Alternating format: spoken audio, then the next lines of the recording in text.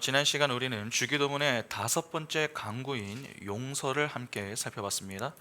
하늘의 양식을 바르게 받아 먹게 되면은 성도의 삶에 가장 먼저 나타나는 것이 이 용서입니다. 내가 나를 용서하는 자가 되면은 그 사람은 용서를 전하는 자가 되죠. 이를 조금 다르게 표현하면은 사랑하는 자가 된다 하는 말입니다.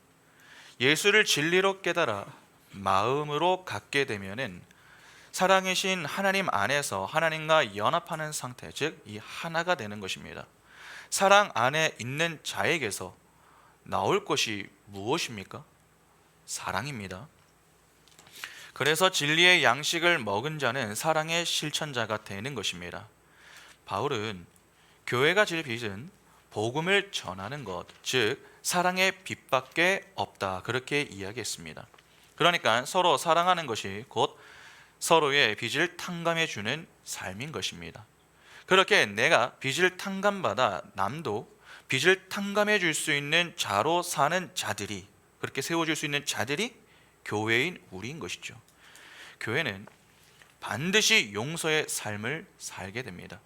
그러기 위하여서 우리가 신경 써야 하는 것이 있습니다. 바로 하늘의 양식인 말씀의 꼴을 잘 받아 먹어야 합니다. 하나님의 말씀을 진리로 받아먹지 못하면 우리는 용서의 삶을 사는 것이 아니라 오히려 용서하지 못하는 삶을 살 수도 있습니다. 그러면 미워하고 정죄하는 그런 인생을 살겠죠. 서로 사랑하지 못하는 것, 그것이 바로 죄가 되는 것입니다. 그것이 성경이 이야기하는 또 다른 죄의 내용인 것이죠. 이제 주기도문의 마지막 시간입니다. 오늘은 나머지 6번째와 7번째 강구인 시험과 악에 대한 강구를 보겠습니다. 두 강구를 묶어서 보는 이유는 두 강구가 매우 밀접한 관련을 맺고 있기 때문입니다. 그래서 그 강구를 함께 보면서 주기도문을 마치도록 하겠습니다. 오늘 본문은 죄를 이해하는 것에서부터 시작을 해야 됩니다. 여기서의 죄는 지난 시간에 본 빚이라고 하는 의미인 오페일레마가 아니라 우리가 잘 알고 있는 관역에서 벗어난 상태를 뜻하는 하마르티아입니다. 이미 잘 알고 계실 것이고 어제 오페일레마에 앞서서 하마르티아의 의미를 알려드렸는데 조금 더 보충해서 설명을 드릴 테니까 내용을 잘 정리해 보시기 바랍니다. 그러면 시작하겠습니다. 기본적으로 성경에서 교훈하는 죄는 있어야 할 자리를 이탈한 상태를 의미합니다. 관역에서 벗어난 상태, 그것이 죄가 되는 것입니다. 그러면 왜 관역에서 벗어나는 것입니까? 화살이 왜 관역이 아닌 엉뚱한 곳에 있느냐 하는 것입니다. 화살을 쏘는 자가 실력이 없어서 그렇습니까? 물론 실력의 문제도 있을 수 있습니다. 군대에서 여러 훈련이 있지만 여러분 사격 훈련을 하다가 보면은 사격을 하고도 사격 용지가 매우 깨끗한 병사들이 있습니다. 분명 그들은 사격 용지를 보고서 사격을 했다고 이야기합니다. 그러나 사격을 할 때에 호흡의 문제나 자세가 바르지 않으면은 제대로 된 사격을 할 수가 없습니다. 아무리 진지하게 쏘고 정성을 다해서 쏴도 자기 마음대로 쏘면은 사격 용지는 깨끗할 수밖에 없는 것이죠. 그러니까 실력의 문제도 매우 중요합니다. 그러나 그보다 더 중요한 문제가 있습니다. 아무리 명사수라도 관역을 보는 눈이 없으면은 어떻게 되겠습니까? 관역에 화살을 쏠 수가 없습니다. 실력도 중요하지만 더 중요한 것은 관역을 관역으로 볼 수 있는 눈이 있어야 됩니다. 이를 조금 달리 표현하면 관역을 호러할 수 있는 눈이 있어야 한다 하는 것입니다. 그런데 관역을 호러할 수 있는 눈이 없습니다. 관역이 어디 있는가 하는 것을 보고 쏴야 하는데 그렇지 않고 그냥 쏘는 것입니다. 그것이 바로 하마르티아입니다. 하마르티아는 하라고 하는 부정 접두어와 마르투스 또는 메로스라고 하는 단어의 합성어입니다. 마르투스는 순교자, 증인, 증거라는 의미인데 이는 법계 안의 십계명이라는 말로 쓰였습니다. 그런데 계명에 해당하는 그 단어 앞에 부정 접두어 하가 붙었습니다. 그렇게 하마르티아가 된 것입니다. 그러면 의미로 보면 이거 어떻게 되는 것입니까? 계명이 아닌 것이 되는 것이죠. 계명의 진의가 아닌 것이 되는 것입니다. 그것이 죄입니다. 여러분, 계명이 주어졌습니다. 그러나 그 계명을 어떻게 보는 것입니까? 진의로 보는 것이 아니라 표피적으로 보게 되면은 그것이 바로 하마르티아, 죄가 되는 것입니다. 계명을 잘못 보면 어떻게 됩니까? 법으로 알고 붙들어서 선악구조 속에서 진리를 바라보려고 하지 않습니까? 그러면 죄가 된다는 것입니다. 하나님은 자기 백성에게만 계명을 주십니다. 율법을 주신 것입니다. 왜 율법을 주십니까? 그 율법을 통해서 자신의 죄를 깨달아 자신의 불가능함을 자각하여 겸손히 하나님만 의지하고 소망하도록 주신 것입니다. 그러니까 나는 하나님의 은혜가 아니면은 안 되는구나, 그것을 깨달으라고 주신 것이죠. 그것이 율법의 진의입니다. 그러나 율법을 표피적으로 이해하면은 어떻게 됩니까? 그래, 내가 열심히 지켜서 하나님의 칭찬 한번 받아보자, 그쪽으로 향하게 됩니다. 그래서 자신이 선악의 주체가 되어 율법의 선악 구조 속에서 자신의 행위에 가치를 부여하고 그 행위로 존재의 가치를 챙기려고 합니다. 그러니까 율법을 통해서 점점 하나님께 백기를 들고 하나님의 품에 거하는 것이 아니라 그 반대로 그 밖에 나와서 자신의 행위를 내놓으면서 하나님께 자랑을 하려고 하는 것입니다. 주님 보세요, 제가 이렇게 살았습니다. 제가 이 정도는 하며 살았습니다. 저 잘했죠. 얼른 저를 칭찬해 주시고 상 주세요. 그렇게 하나님께 당당히 나서는 모습을 보입니다. 우리는 이를 그냥 귀여운 어린 아이의 모습 또는 기특하다고 칭찬받아야 마땅하다 그렇게 여길지 모르겠습니다. 그러나 하나님은 그렇지가 않습니다. 성경은 사람과 하나님이 보는 것이 서로 다르다고 하죠. 사람은 사람의 외모를 보지만 하나님은 그 사람의 중심을 보십니다. 그러니까 어떤 행위를 내놓았고 얼마나 했는가는 하나님께 중요하지 않습니다. 하나님께 중요한 것은 그 행위를 행한 자가 누구인가 하는 것입니다. 아무리 기특한 행위를 내놓아도 그가 하나님의 자녀가 아니라면 하나님은 그 어떠한 것도 기뻐하지 않으십니다. 하나님의 관심은 오직 하나님의 자녀에게만 있습니다. 그런데 그 자녀는 특징이 있습니다. 절대 하나님의 품 밖으로 나가지 않습니다. 십자가 앞에 나서서 자기를 드러내고 자랑하지 않는다는 것입니다. 다시 말하면 은혜에 행위를 더하지 않습니다. 은혜로 만족하고 은혜로 감사합니다. 하나님의 품이 아닌 다른 자리, 그 자리가 바로 죄의 자리입니다. 죄의 자리에서 나오는 것은 전부 악밖에 없죠. 그러니까 아무리 하나님 앞에 나와서 율법 준수 등 어떤 행위를 내놓아도 하나님께 인정을 받을 수 없는 것입니다. 오히려 하나님의 진노와 심판만 기다리고 있을 뿐이죠. 기본적으로 성경은 두 통치, 두 자리만을 강조합니다. 그러면 하나님 아니면은 전부 어디 아닙니까? 사단 아닙니다. 그러니까 하나님 밖에서 율법을 가지고 준수해도 그들은 어떤 하나님 앞에 서 있는 것입니까? 성경에서 교훈하는 하나님이 아닌 다른 하나님 앞에 서 있는 것입니다. 세상의 힘을 상징하는 바알이라고 하는 하나님 말입니다. 결국 중요한 것은 자리입니다. 자리가 어떤 자리인가에 따라서 모든 것이 달라지는 것이죠. 엉뚱한 자리에 있으면 하나님이 선으로 주신 것도 악으로 보게 됩니다. 우리가 배운 내용에 따라 표현하면 하늘의 양식이 아닌 땅의 양식으로 받아 먹는 것입니다. 그러면 이를 오늘 본문에 맞게 표현하면 어떻게 되겠습니까? 하나님이 주신 것을 호러하지 못해 관역이 아닌 다른 곳에 화살을 쏜다, 그렇게 표현할 수 있는 것입니다. 여러분, 그것이 죄입니다. 죄를 갖게 되면 다른 하나님을 선택하게 됩니다.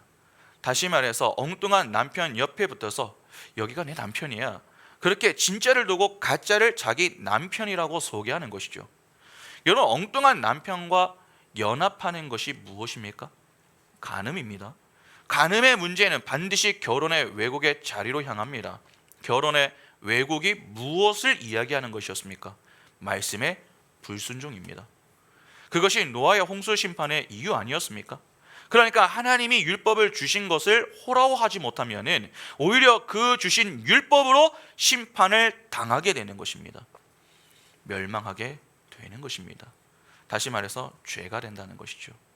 죄는 여러분 자리의 문제이지 자리의 관계이며 자리의 문제이며 또한 관계의 문제입니다. 선악과 사건을 생각해 보시기 바랍니다. 이미 잘 아시지만 하나님이 아담과 하와에게 선악과를 먹지 말라고 하셨습니다. 선악과는 율법을 상징합니다. 그러니까 하나님은 아담과 하와에게 율법을 던져주신 것입니다. 그들은 그 선악과를 보면서 우리는 그 하나님의 은혜로 창조된 자들이요 하나님의 은혜로 존재하는 자들임을 늘 생각을 해야 했습니다. 하나님의 말씀만 주어졌던 때입니다. 그러니까 말이 몇 개입니까? 하나였습니다. 말이 하나면 마음도 하나겠죠. 그런데 이후 뱀이 찾아와서 하와를 유혹했습니다. 그때 뱀이 사용했던 전략이 말씀의 왜곡이었습니다. 이에 하와가 선악과를 따먹은 것이고 그 자리에서 죄가 발생하죠. 하나님이 아닌 뱀의 말이 들어오자 두 말이 되었습니다. 그러자 하나였던 마음이 둘로 갈라지면서 의심을 하고 마음속에 욕심을 품었습니다. 그 결과 그가 선악과를 따먹고 사망의 자리에 서게 된 것 아닙니까? 그래서 야고보가 이렇게 이야기를 합니다. 야고보서 1장 14절부터 15절을 보시면은 오직 각 사람이 시험을 받은 것은 자기 욕심에 끌려 미혹됨이니 욕심이 잉태한즉 죄를 낳고 죄가 장성한즉 사망을 낳느니라. 두 말로 두 마음을 갖게 되면은 반드시 욕심을 갖게 되고 그러면 죄와 그로 인한 사망의 상태로 향하게 됩니다. 그런데 잘 보시기 바랍니다. 여러분 사망의 첫 출발이 무엇입니까? 두 말입니다. 하나님이 아닌 뱀의 말을 들었기 때문에 생겨난 문제 아닙니까? 이는 있어야 할 자리를 이탈했기 때문에 생겨난 문제입니다. 그러니까 다른 자리에 있었기 때문에 다른 말을 듣게 된 것이고 마음이 나뉘게 된 것이며 그로 인해 욕심과 죄와 사망의 문제들이 생겨난 것입니다. 이렇게 모든 것은 자리에서 비롯되는 것입니다. 그래서 하나님도 선악과 사건이 발생하고서 하신 첫 말씀이 무엇입니까? 너희가 왜 내 말을 듣지 않았느냐? 왜 선악과를 따먹었느냐? 그러한 행위에 관한 내용이 아니었습니다. 네가 어디 있느냐? 자리에 관한 내용이었습니다. 왜 하나님은 자리를 물으십니까? 자리가 그 이후 모든 것을 결정하기 때문에 그렇습니다. 하나님은 절대 선이신 분이십니다. 그 선이신 분 안에서 그분과 연합된 자들이 의인 아닙니까? 그 의인들에게서 나오는 것이 바로 선입니다. 선의 자리에서는 선이 나오는 것입니다. 그러나 하나님 밖으로 나가면 어떻게 됩니까? 사단의 품 안에 거하는 것이 됩니다. 자리가 옮겨지는 것이죠. 다른 자리는 관역에서 이탈한 죄의 자리에 서게 되는 것입니다. 그 죄의 자리에서 나올 것은 하나밖에 없습니다. 악입니다. 죄의 자리에서는 아무리 율법을 준수해도 전부 악입니다. 왜 악이 됩니까? 죄의 자리에 선 자들은 모두 율법을 어떻게 봅니까? 표피적으로 보고 율법의 선악 구조 속에 빠져서 진리를 봅니다. 그래서 자꾸 하나님 앞에 자신의 행위를 내놓으려고 하죠. 인정 욕구를 갖고 할 수 있음을 자꾸 외칩니다. 그들이 바로 율법을 거꾸로 이해한 외식한 자들 아닙니까? 누가복음에서 그들이 누구였음을 확인했습니까? 바로 서기관과 바리새인들이었다라고 하는 것을 확인했습니다. 단지 윤리 도덕적인 문제가 있는 것 그것만이 죄가 아닙니다. 하나님이 주신 것을 호라호하지 못해서 엉뚱하게 반응하게 되면은 그 모든 것이 죄가 될 수 있습니다. 그러면 진리는 결국 뭐가 되겠습니까? 진리를 뭐 대단하게 생각하지 마시기 바랍니다. 법이라고 하는 것을 깨는 것입니다. 다시 말해서 선악의 법에서 벗어나는 것 그것이 진리입니다. 율법의 선악 구조 속에서 빠져나와서 이게 이거구나 이렇게 진리를 알아먹고 진리의 하나님을 만나게 되는 것입니다. 그게 진리입니다. 그래서 율법을 표피적으로 보면은 선악 구조 속에서 행위를 강조하게 되지만 율법을 호라호하여 그 속에 담긴 진리를 보게 되면은 그 율법을 통해 하나님의 은혜를 발견하게 됩니다. 같은 것이지만 어떻게 보느냐에 따라 완전히 달라지는 것입니다. 그냥 에이돈하는 사람은 하나님이 주신 율법으로 교만한 자가 됩니다. 그러나 호라호하는 사람은 하나님이 주신 율법의 의미를 이해하고 겸손히 하나님의 은혜를 구합니다. 그 은혜를 구하는 자가 하는 것이 무엇입니까? 메타노에오, 회개입니다.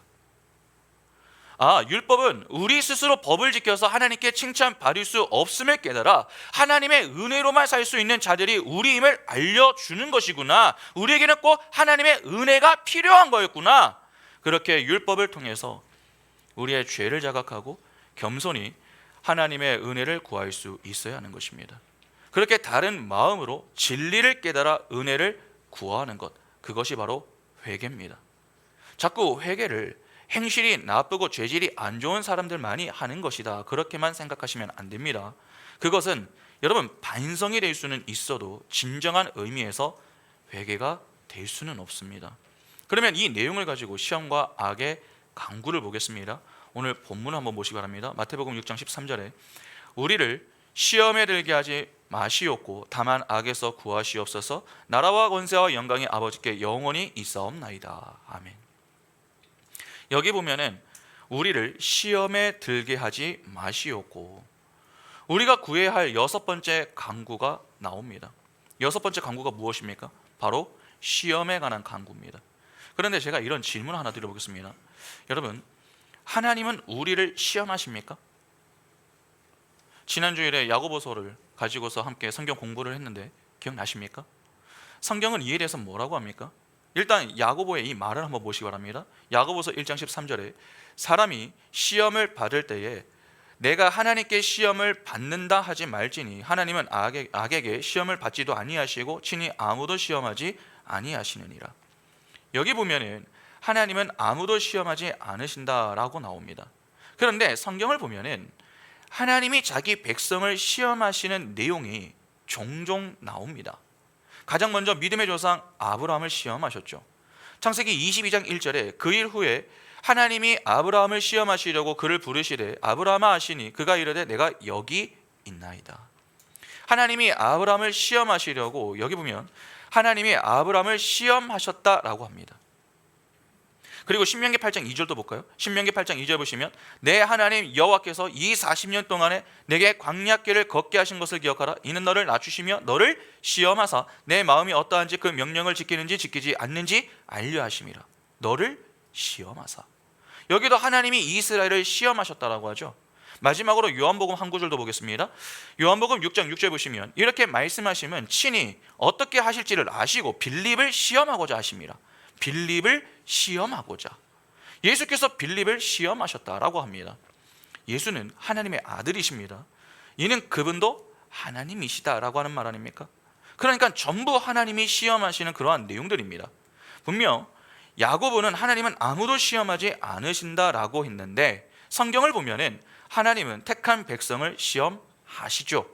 이를 어떻게 생각해야 됩니까? 성경의 모순입니까? 그렇지 않습니다.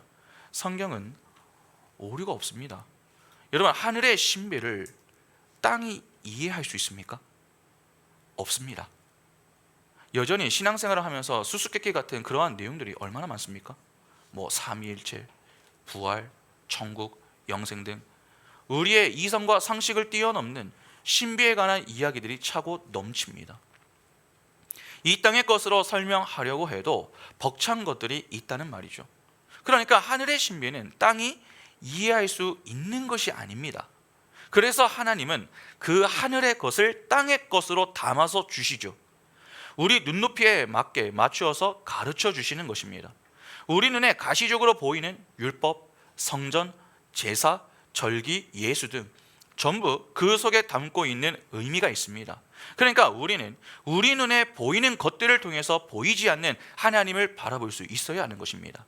그래서 문자라고 하는 것이 주어졌습니다. 그러나 문자라고 하는 것 역시 표현의 한계성을 가지고 있습니다. 각 나라마다 문자가 있지만 모든 것을 다 담아낼 수가 없습니다. 우리나라도 똑같죠. 성경은 히브리어와 헬라어로 기록이 되어 있습니다. 그것이 영어로 번역이 되었다가 우리나라의 경우는 중국을 거쳐서 들어왔습니다. 그래서 원문의 의미를 제대로 살려서 표현하고자 많이 노력을 했지만 언어의 장벽과 한계로 인해서 의미를 제대로 살리지 못하는 경우가 많습니다. 이 때문에 우리가 한글 성경을 읽다가 다른 성경들도 좀 찾아보는 것 아닙니까? 많은 내용이 있겠지만 그 중에 하나만 좀 보겠습니다. 성경에는 사랑이라고 하는 단어가 참으로 많이 나옵니다. 한글 성경은 전부 사랑이라고 표현을 했지만 헬라어로 보면은 여러분 사랑이라고 하는 단어는 여러 가지죠. 뭐 아가페부터 에로스, 필레오 등 다양합니다. 원문은 사랑의 그 성격에 따라 가지고 각기 다른 언어를 사용하지만 우리나라는 그 모든 것을 그냥 사랑이라고 번역을 해놨습니다. 그래서 우리는 그냥 그것을 사랑이라고 읽고 사랑이라고 이해를 하는 것입니다.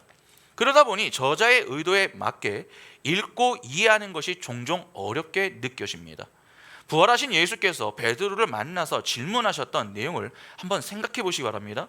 요한복음 21장 10절부터 17절 보시면 예수께서 이르시되 지금 잡은 생선을 좀 가져오라 하시니 시몬 베드로가 올라가서 그물을 육지에 끌어올리니 가득히 찬 큰 물고기가 153마리라 이같이 많으나 그물이 찢어지지 아니하였더라. 예수께서 이르시되 와서 조반을 먹으라 하시니 제자들이 주님이신 줄 아는 거로 당신이 누구냐 감히 묻는 자가 없더라. 예수께서 가셔서 떡을 가져다가 그들에게 주시고 생선도 그와 같이 하시니라. 이것은 예수께서 죽은 자 가운데서 살아나신 후에 세 번째로 제자들에게 나타나신 것이라. 그들이 조반 먹은 후에 예수께서 시몬 베드로에게 이르시되 요한의 아들 시몬아 내가 이 사람들보다 나를 더 사랑하느냐 하시니 이르되 주님 그러하나이다. 내가 주님을 사랑하는 줄 주님께서 아시나이다. 이르시되 내 어린 양을 먹이라 하시고 또 두 번째로 이르시되 요한의 아들 시몬아 내가 나를 사랑하느냐 하시니 이르되 주님 그러하나이다.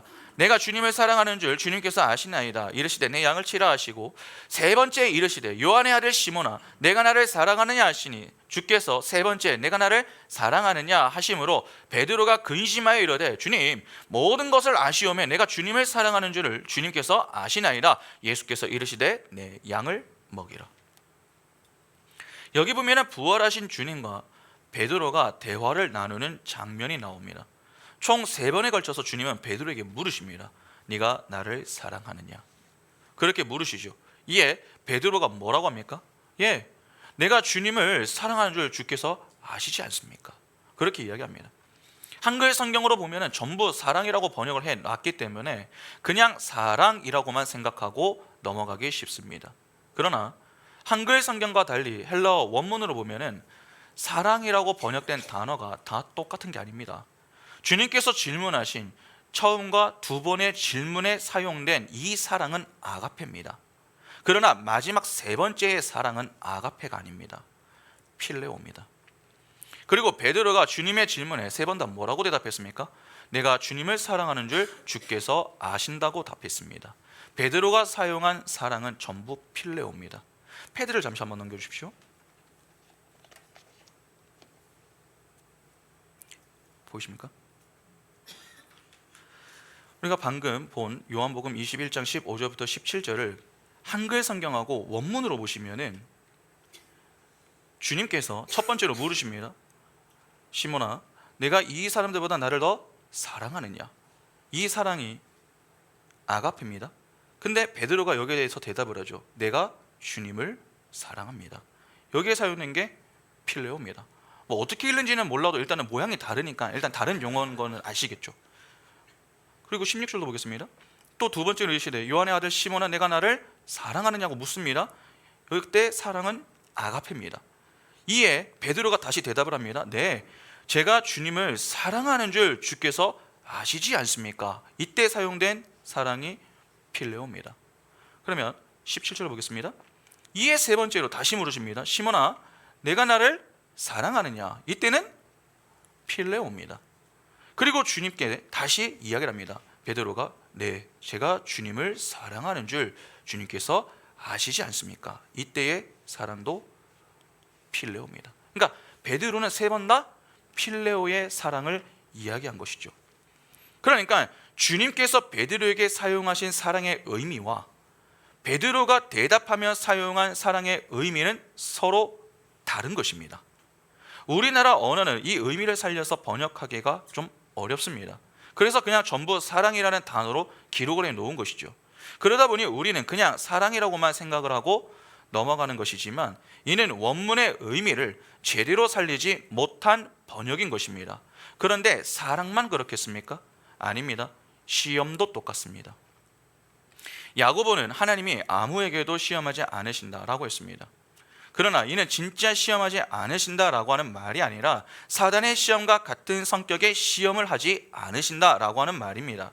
그러니까 시험은 하시는데 사단이 하는 시험과는 다른 시험을 하시는 것이죠. 그러면 일단 하나는 분명해졌습니다. 그것이 무엇입니까? 하나님은 시험하신다는 것입니다. 그러면 하나님이 주시는 시험은 무엇이고 사단이 주는 시험은 무엇입니까? 시험의 성격이 어떻게 다른가? 여러분, 그것이 더 중요하지 않겠습니까? 일단 아까 하나님이 시험하신다 하셨던 구절들을 다시 한번 보시기 바랍니다. 창세기 22장 1절에 그 일 후에 하나님이 아브라함을 시험하시려고 그를 부르시되 아브라함아 하시니 그가 이르되 내가 여기 있나이다. 신명기 8장 2절에 내 하나님 여호와께서 이 40년 동안에 내게 광야길을 걷게 하신 것을 기억하라. 이는 너를 낮추시며 너를 시험하사 내 마음이 어떠한지 그 명령을 지키는지 지키지 않는지 알려 하심이라. 요한복음 6장 6절에 이렇게 말씀하시면 친히 어떻게 하실지 아시고 빌립을 시험하고자 하심이라. 여러분, 여기 보면은 모두 하나님이 자기 백성을 시험하신다라고 하십니다. 이를 영어 성경으로 한번 보겠습니다. 패드로 한번 넘겨주십시오.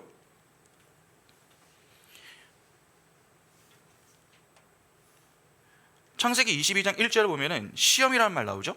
근데 NIV 영어 성경으로 보면은 뭐라고 적혀 있습니까? 테스트라고 되어 있습니다. 그리고 신명기 8장 2절도 한번 보시기 바랍니다. 여기에 시험이라는 단어가 나오는데 영어로 보면은 테스트입니다. 그리고 마지막으로 보았던 요한복음 6장 6절도 보시면은 예수께서 시험을 하신다라고 하는 그 단어의 영어는 이 시험을 무엇이라고 번역해 놨습니까? 똑같이 테스트라고 번역을 해놨습니다. 전부 테스트입니다. 여러분, 테스트가 무엇입니까? 테스트를 왜 보죠?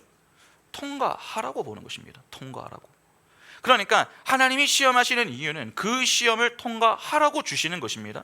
다시 말해서 시험의 목적은 시험을 통한 성장에 있습니다. 그러면 하나님은 왜 자기 백성을 시험하십니까? 자기 백성을 향한 하나님의 관심은 무엇입니까? 믿음입니다. 하나님은 우리가 잘 먹고 잘 사는 것에 관심이 없습니다. 우리의 믿음에 관심이 있습니다. 하나님을 믿는 믿음은 반드시 무엇을 추구하게 됩니까? 거룩함입니다. 그래서 하나님이 내가 거룩하니 너희도 거룩하라 그렇게 말씀하셨던 것이죠. 그러면 하나님의 구원을 받아 하나님을 믿는 믿음을 갖게 된 백성은 반드시 그 믿음을 가지고 무엇을 해야 합니까? 거룩함을 추구해야 합니다. 그런데 거룩함을 추구하기 위해서는 무엇이 먼저 선행이 되어야 됩니까? 죄가 제거되어야 됩니다. 죄가 제거되지 않는 이상 거룩함은 추구할 수가 없습니다. 그리고 하나님이 요구하시는 거룩은 적당한 거룩이 아니죠. 온전한 거룩입니다. 그러면 이를 하나님이 요구하시는 거룩이 온전한 거룩이라면 하나님이 자기 자녀에게 원하시는 믿음은 어떤 믿음이란 말이 됩니까? 온전한 믿음이 되는 것이죠. 그래서 마태는 마태복음 5장에서 아버지의 온전하신 같이 온전하라 그렇게 이야기합니다. 마태복음 5장 48절에 그러므로 하늘에 계신 너희 아버지의 온전하심 같이 너희도 온전하라. 그 온전함을 위하여 우리는 날마다 말씀 안에서 말씀의 꼴을 먹으며 자라야 합니다. 그리스도 예수의 장성한 분량에 이르기까지 다시 말해서 성장과 성숙을 이루어야 한다 하는 것입니다. 그런데 그 성장과 성숙이 그냥 일어납니까? 아니죠. 그냥 성장하라 이야기하면은 성장하지 않습니다. 왜냐하면 우리는 매우 게으르기 때문이죠. 그래서 하나님이 우리를 가만히 내버려 두지 않기 위해서 어떤 조치를 취하십니까? 우리를 사랑으로 붙드시고 광야로 인도하십니다. 그리고 광야의 인생길을 지나게 하시죠. 그 가운데 자기 부인을 하게 하시는데 그때 주어지는 것이 바로 고난입니다. 그 고난을 통해 믿음의 성장과 성숙을 일으키시는 것이죠. 그 고난의 문제가 우리 편에서는 시험으로 찾아오게 되는 것입니다. 그것이 테스트입니다. 그러니까 하나님은 시험을 하십니다. 단 그 시험은 우리의 신앙 성숙과 성장을 위한 것입니다. 성경은 늘 하나님과 대조를 이루는 존재로 누구를 제시합니까? 사단입니다. 그러면 하나님이 자기 백성의 신앙 성장을 위해서 시험을 하신다면 사단은 어떤 시험을 주겠습니까? 신앙 퇴보를 위한 시험을 주는 것입니다. 그래서 사단이 시험을 했다라고 하는 내용을 보면은 영어 표현이 좀 다릅니다. 일단 한글 성경을 한번 보겠습니다. 마태복음 4장 1절부터 3절을 보시면 그때에 예수께서 성령에게 이끌려 마귀에게 시험을 받으러 광야로 가사 40일을 밤낮으로 금식하신 후에 줄이신지라 시험하는 자가 예수께 나와서 이르되 내가 만일 하나님의 아들이거든 명하여 이 돌들로 떡덩이가 되게 하라. 여기 보면은 마귀가 예수를 시험하려고 이끌고 갑니다. 한글 성경은 그냥 시험이라고 썼습니다. 그런데 이를 영어 성경으로 한번 보겠습니다. 패드로 한번 넘겨주십시오.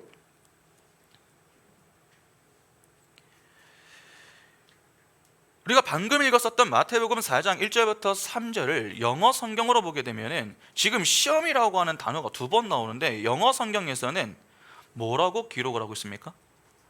템프라고 기록을 하고 있습니다. 아까는 전부 다 테스트였죠. 그러니까 다른 것입니다. 영어 성경은 전부 다 템트, 유혹이라고 하는 단어를 사용했습니다. 그러니까 시험은 시험인데 다른 시험을 주더라 하는 것입니다. 사단은 하나님을 대적하는 존재입니다. 때문에 하나님을 믿는 믿음을 갖지 못하도록 합니다. 그래서 마귀는 유혹하는 것입니다. 어떻게 말입니까? 하나님을 믿지 못하도록 실족시키는 것입니다. 그러면 잘 보시기 바랍니다. 광야라고 하는 길을 걷게 하신 것은 누굽니까? 하나님입니다. 광야길을 걷게 하시며 줄이게 하신 것은 하나님이십니다. 이스라엘이 스스로 찾아간 게 아닙니다. 그러니까 하나님 백성을 향한 하나님의 시험이 먼저 주어집니다. 그러나 그 시험을 사단은 어떻게 사용하려고 하는 것입니까? 유혹으로 사용하려고 하는 것입니다.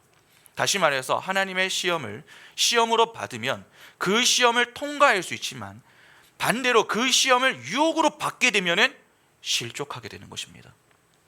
하나님의 시험과 사단의 시험이 각기 다르게 찾아온다, 그렇게 생각하시면 안 됩니다. 하나님의 시험을 사단은 유혹으로 가지고 찾아와 우리를 혼란스럽게 만드는 것입니다. 그러니까 본래의 의미를 발견하지 못하도록 막아버리는 거죠. 그게 죄 아니었습니까? 그러면 야고보의 말을 정리하면 어떻게 되겠습니까? 하나님은 아무도 시험하지 않으신다라고 했는데 이는 어떤 종류의 시험을 의미하는 것입니까? 사단이 주는 시험과 같은 방식의 시험, 즉 유혹을 하지 않으신다라고 하는 말입니다. 그래서 야고보서 1장 12절과 13절을 영어로 보면, 영어 성경으로 보면 표현이 다릅니다. 영어 성경으로 야고보서 1장 12절과 13절 한번 보겠습니다. 패드로 한번 넘겨주시죠.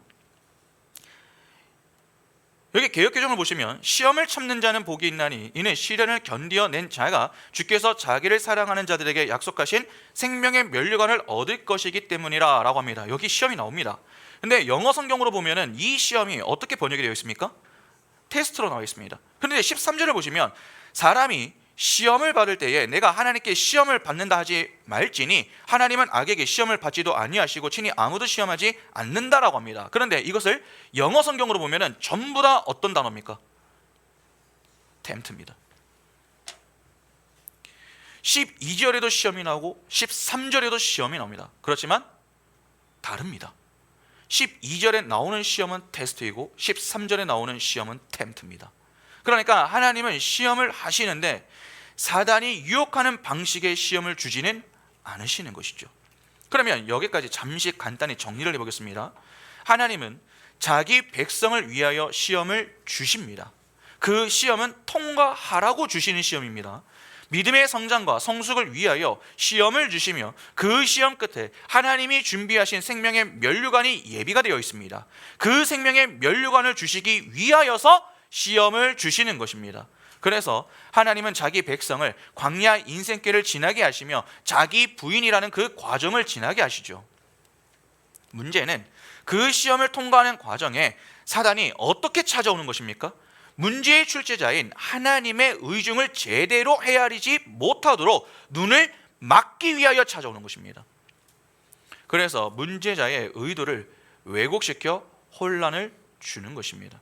그렇게 시험을 통과하는 것이 아니라 포기하게 만드는데 그것이 유혹입니다. 사단은 어떻게든 유혹을 하여 하나님의 백성을 넘어지게 만들려고 하는 것이고 하나님은 그런 방식의 시험을 하지 않으시는 분이시다라고 하는 것이 야고보의 이야기인 것입니다. 여기까지만 이해하면 오늘 주제는 거의 다 이해를 한 것입니다. 이제 이를 원문으로 이해하면 이제 이해가 좀 더 잘 되실 겁니다. 오늘 본문 13절에 나오는 시험, 이 시험으로 번역된 헬라어 단어는 페이라스모스입니다. 페이라스모스. 이는 여기에 걸리게 되면 실족하여 망하게 되는 그러한 종류의 시험을 가리킬 때 사용하는 단어입니다. 이 단어의 동사형이 페이라조입니다.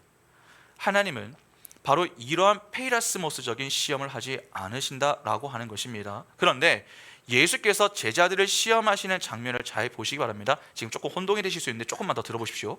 요한복음 6장 5절과 6절 보시면 예수께서 눈을 들어 큰 무리가 자기에게로 오는 것을 보시고 빌립에게 이르시되 우리가 어디서 떡을 사서 이 사람들을 먹이겠느냐 하시니, 이렇게 말씀하시면 친히 어떻게 하실지를 아시고 빌립을 시험하고자 하심이라. 아까 우리가 본 내용이죠.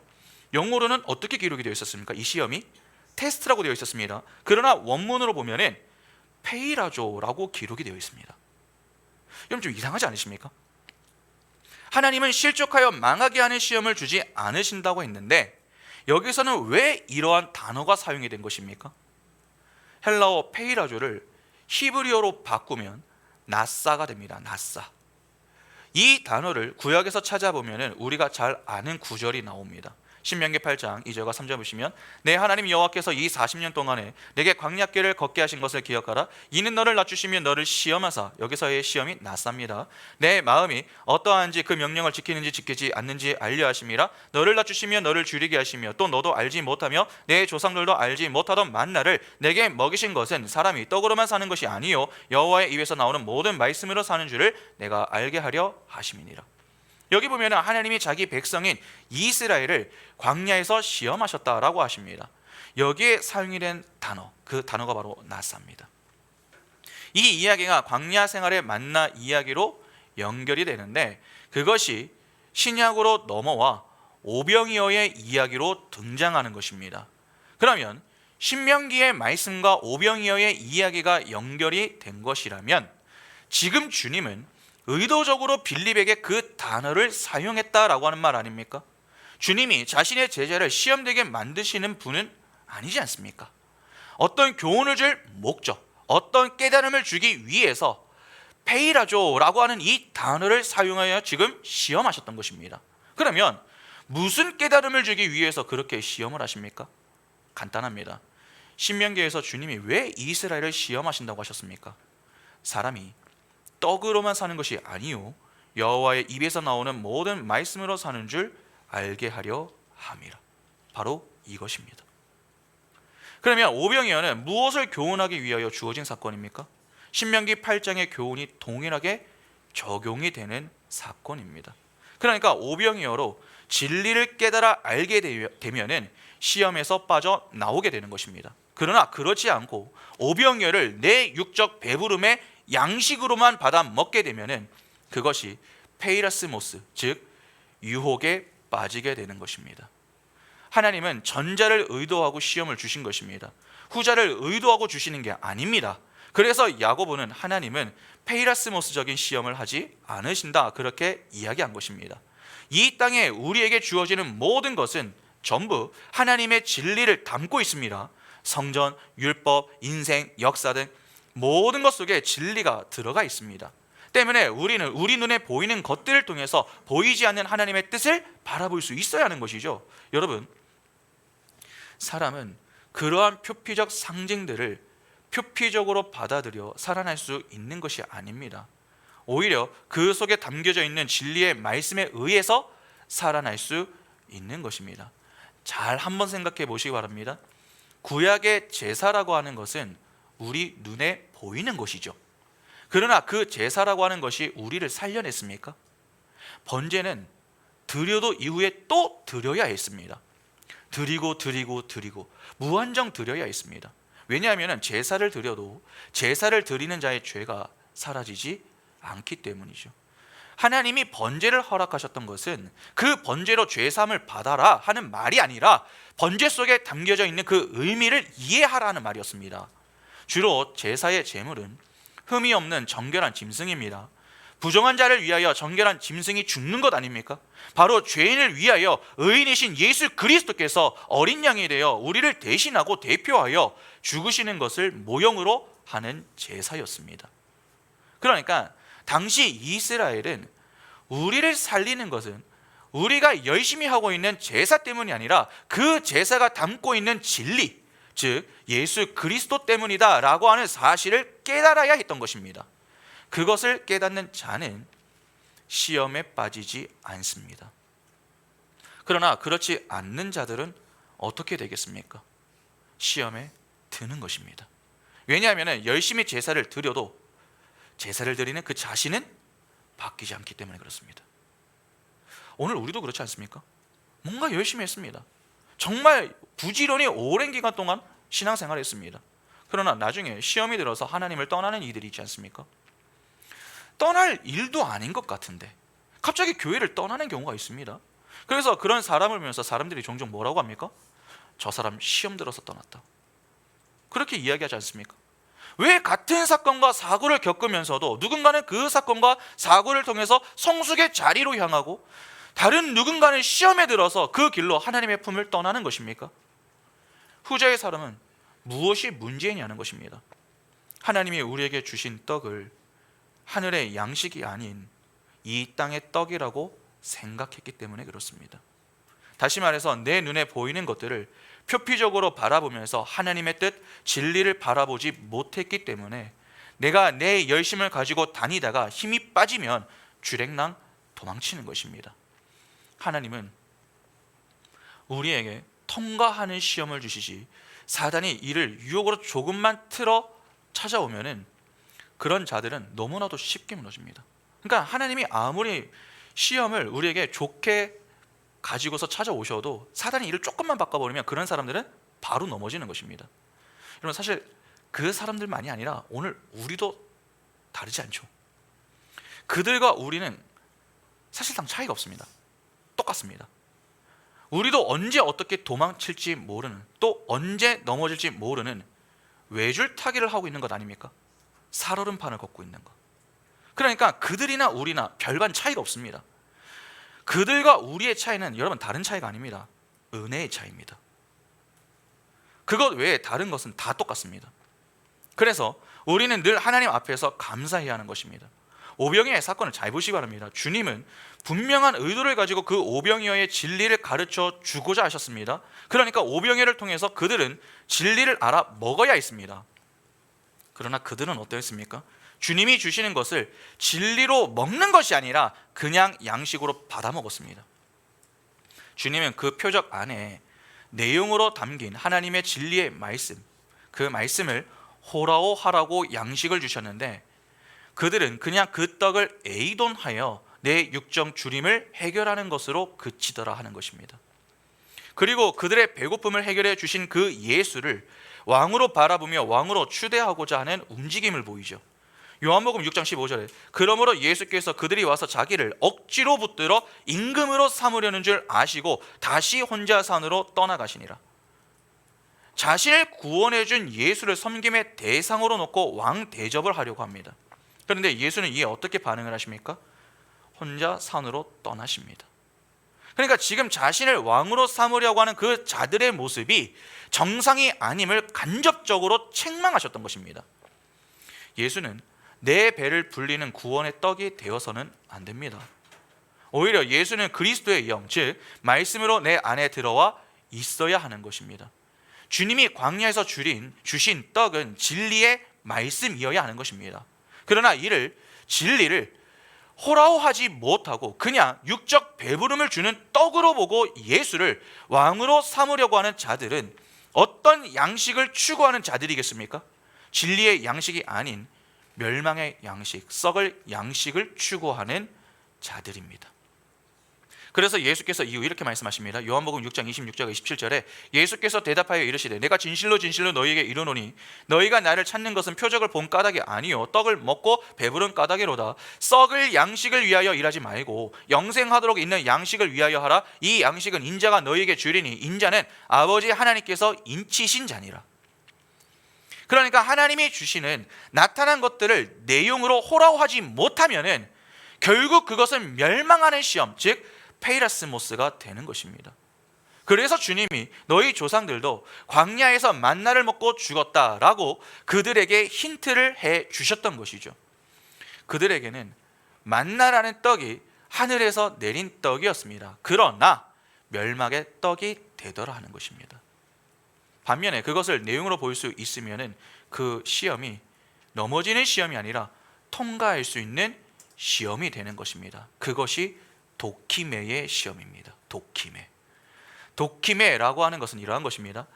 한 과학자가 어떤 실험을 수없이 반복하여서 똑같은 결과값을 얻게 되었을 때에 거기에서 하나의 법칙이 나오게 됩니다. 그렇게 하나의 결과값을 얻기 위해서 반복적인 시험을 해보는 것, 그것을 도키메라고 합니다. 그것의 동사형이 도키마조입니다. 그러면 오늘 본문과 연결해서 이해를 하면 어떻게 되겠습니까? 하나님이 우리에게 하늘에 진리를 담아 나타난 것, 즉 아래의 것으로 넘겨주실 때에 그것을 그냥 아래의 것 그대로 표피적으로 받아버리면은 그것이 페이라스 모스에 빠지는 것입니다. 하나님이 주시는 떡을 멸망시키는 양식으로 받게 되는 것이죠. 그런데 어떤 이들은 그러한 페이라스 모스적인 것들을 진리의 영 안에서 진리로 깨달아 낼 수 있게 됩니다. 그것을 도키메라고 합니다. 한글 성경은 전부 시험이라고만 번역을 해서 구별하기가 쉽지가 않은데 페이라스모스와 도키메는 완전히 다릅니다. 하나님은 도키메 하라고 페이라스모스를 허락하시는 것입니다. 그 페이라스모스에 걸려서 넘어지라고 주시는 게 아니라는 말입니다. 그래서 야고보가 하나님은 사람들을 시험하지 않으신다 그렇게 이야기했던 것입니다. 그런데 페이라스모스를 도키메하여 진리로 받아 먹을 수 있는 자는 하나님이 허락하신 진리의 영의 도움을 받아야만 가능합니다. 그러니까 내가 내 힘으로 이 문제를 해결할 수 없다는 말입니다. 그래서 페이라스모스를 도키메하여 진리로 받아서 구원에 이를 수 있는 이들이 거의 없다고 하시는 것입니다. 그러면 결국 하나님의 의도와 상관없이 대부분의 아담들은 전부 어떻게 되겠습니까? 페이라스모스에 걸려서 멸망에 이르게 되는 것입니다. 세상 사람들만 그런 게 아닙니다. 교회당에 나와 예배하는 자들 중에도 여러분 성경과 예수 때문에 걸려 넘어져 멸망에 이르는 자들이 적지 않습니다. 우리는 성경과 예수 때문에 산다고 배웠는데 참으로 아이러니한 것 아닙니까? 여러분 꼭 기억하시기 바랍니다.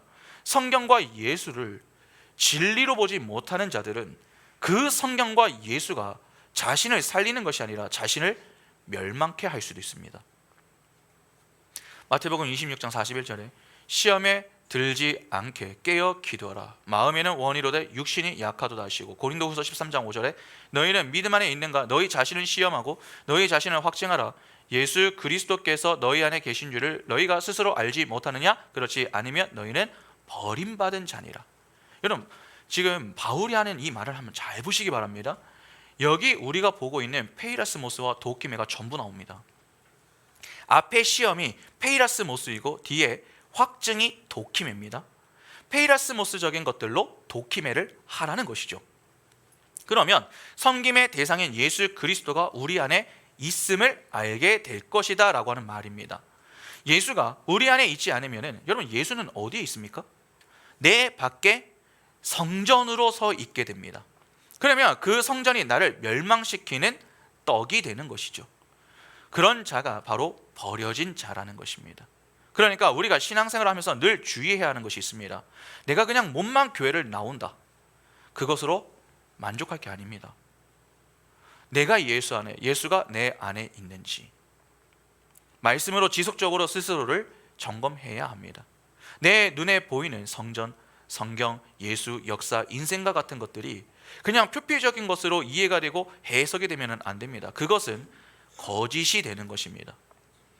우리가 누가복음에서 계속 공부하였던 내용이지만 그러면 들어도 거꾸로 들을 수 있고 보아도 반대로 볼 수 있는 것입니다. 그것이 전부 거짓이 되는 것이죠. 우리가 우리 스스로의 노력과 힘으로 이 문제를 감당할 수가 없습니다. 그래서 날마다 간구하는 것이 성령의 은혜 아닙니까? 말씀 듣기 전 늘 성령의 조명 아래 함유된 진리를 깨닫게 해주십시오. 그렇게 기도합니다. 왜 그렇습니까? 그 은혜 아래에서만 진리를 바로 깨달을 수 있기 때문입니다. 거꾸로 듣지 않고 반대로 보지 않기 위해서 우리는 성령의 은혜를 힘입어 진리를 바라보아야 하는 것입니다. 그렇게 우리는 늘 하나님께 속한 진리인가를 시험하면서 도키매를 해야 하는 것이죠. 그런데 그 하나님의 은혜를 힘입지 않고 내가 내 힘으로 하겠다? 그것이 바로 페이라스모스에 빠지게 되는 것입니다. 그러면 진리를 못 보는 정도가 아니라 그냥 패배하는 것입니다. 요한에서 5장 4절에 무릇 하나님께로부터 난 자마다 세상을 이기느니라. 세상을 이기는 승리는 이것이니 우리의 믿음이니라. 여기 보면 하나님께로 난 자마다 세상을 이기었다라고 합니다. 그런데 이김이 무엇이라고 합니까? 우리의 믿음이라고 합니다. 그러니까 믿음 안에서 진리로 깨달아 보게 되면은 그것이 이김이고, 그렇지 못하면 지는 것입니다.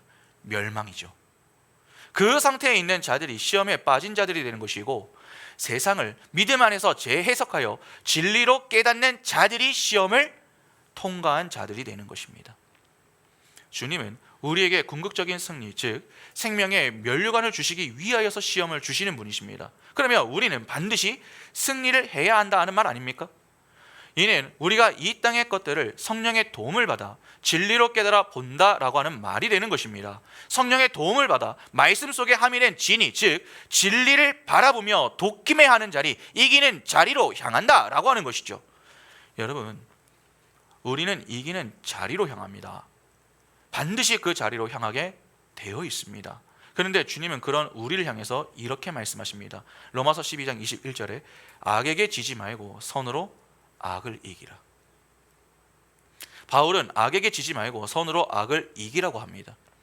시험은 완전한 진리로 해석되지 않은 불완전한 진리의 모형들에 묶여 그것들을 삼켜 버리거나 몸으로 행해 버림으로 멸망에 이르게 되는 것입니다.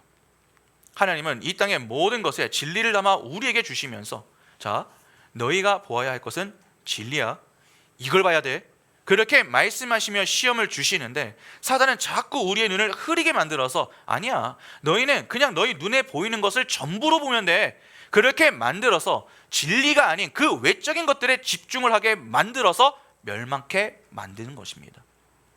그러면 우리가 이 문제를 극복할 수 있는 방법은 무엇밖에 없습니까? 선으로 악을 이기라. 여러분, 선이 누구죠? 하나님입니다.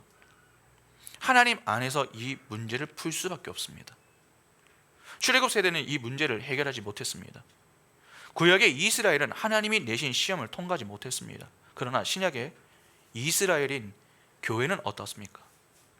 그 시험을 통과할 수 있습니다. 왜냐하면 교회의 머리이신 예수께서 그 시험을 모두 통과하셨기 때문이죠. 예수께서도 똑같은 종류의 페이라스모스의 시험을 받으셨습니다. 우리의 대표가 그 시험을 받으셨던 것입니다. 총 3가지의 시험을 받으셨죠. 육신의 정욕, 안목의 정욕, 이생의 자랑. 이 3가지의 문제를 똑같이 받으셨습니다. 마귀는 예수를 멸망으로 이끌고 가기 위하여서 말씀을 왜곡시키고 온갖 세상의 화려함을 가지고 예수를 유혹했습니다. 그러나 주님은 이 모든 문제를 어떻게 해결하셨습니까? 말씀을 의지하여 해결하셨습니다. 철저히 하나님의 품 안에서 해결을 하셨다는 것입니다. 사단이 독침해 하지 못하고 페이라스모스를 하게 하려고 했으나 예수는 페이라스모스를 독침해 하셨습니다. 이 땅에 우리를 묶어 두려고 했으나 예수는 그곳에서 건져내셨다라고 하는 것이죠. 진리를 보게 하심으로 선의 자리에 이르게 하셨습니다. 그러면 보시기 바랍니다. 사단이 예수를 시험하여 시험을 통과하지 못하게 하려고 했으면 결국 예수를 어디에 묶어 두려고 했다라고 하는 말이 되겠습니까? 악에 묶어 두려고 했다라고 하는 말이 되는 것입니다. 그러나 예수는 그 시험을 통과하여 나오셨습니다. 이는 악에서 벗어났다라는 말입니다. 그러니까 하나님은 우리에게 진리의 말씀을 보내어 우리를 시험에서 건져내십니다. 그 시험에서 건짐을 받는다라고 하는 것 자체가 악에서 구함을 받는 것입니다. 악이라고 하는 말 자체가 아래의 것, 즉 땅의 것에 갇혀 버리는 것을 말하기 때문에 우리가 땅의 것에 갇히지 않으면 곧 악에서 구함을 받는 것이 되는 것입니다. 그래서 주기도문에 시험의 문제 뒤에 같이 붙어 나오는 강구가 악에 관한 강구인 것입니다. 이것이 주기도문의 7번째 강구인 것이죠. 주기도문의 이 흐름이 어떻게 흘러가는지 이해가 되십니까? 자, 그러면 이제 정리하겠습니다. 여러분, 하나님의 말씀을 진리의 양식으로 받아 먹으면 우리 안에 우리와 함께 하시는 하나님을 아버지라 부르며 기도하는 자가 됩니다. 그러면 당연히 이름, 즉 말씀이 거룩해지기를 위하여서 기도하고 하나님의 나라와 뜻을 강구하는 자들이 됩니다. 그런 자들은 다른 양식을 구하지 않습니다. 하나님의 양식인, 하늘의 양식인 진리를 구하게 되죠.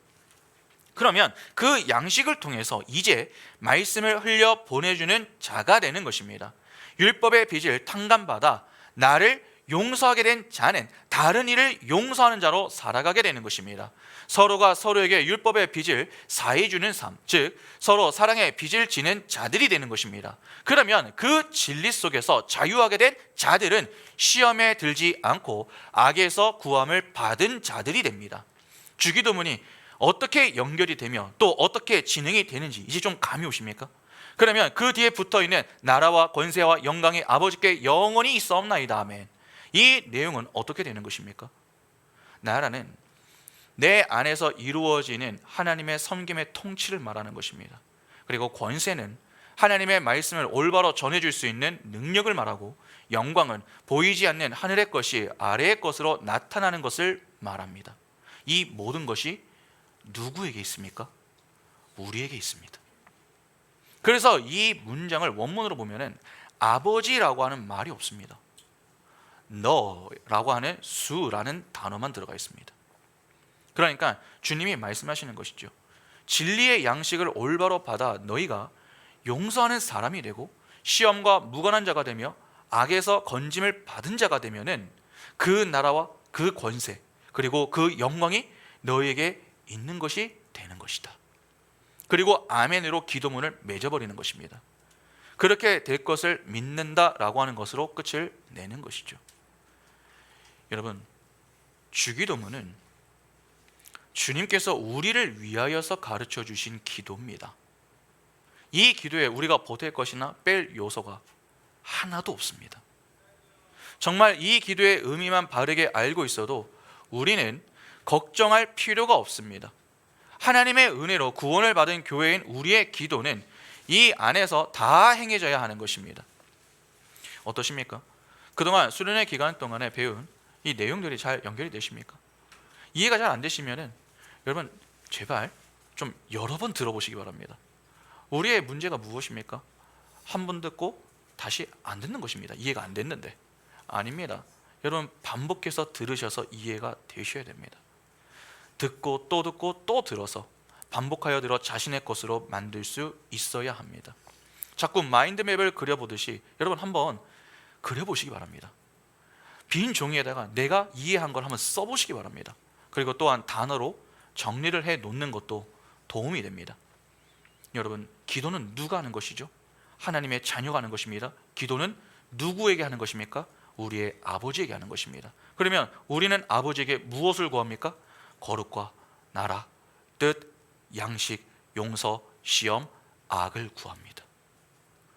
하나님이 우리를 사랑하여 가르쳐 주신 이 기도의 의미를 바르게 이해하고 앞으로는 배운 내용을 토대로 이방 종교에서 추구하고 가르치는 저급한 기도, 하나님의 분노를 쌓는 기도가 아니라 하나님이 기뻐 받으시는 기도를 하는 은총이 있기를 바랍니다.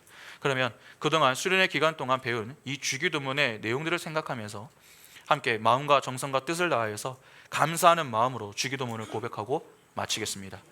하늘에 계신 우리 아버지여, 이름이 거룩히 여김을 받으시오며 나라가 임하시오며 뜻이 하늘에서 이루어진 것 같이 땅에서도 이루어지이다. 오늘 우리에게 일용할 양식을 주시옵고 우리가 우리에게 죄 지은 자를 사하여 준 것 같이 우리 죄를 사하여 주시옵고 우리를 시험에 들게 하지 마시옵고 다만 악에서 구하시옵소서. 나라와 권세와 영광이 아버지께 영원히 있사옵나이다. 아멘. 함께 찬양하겠습니다.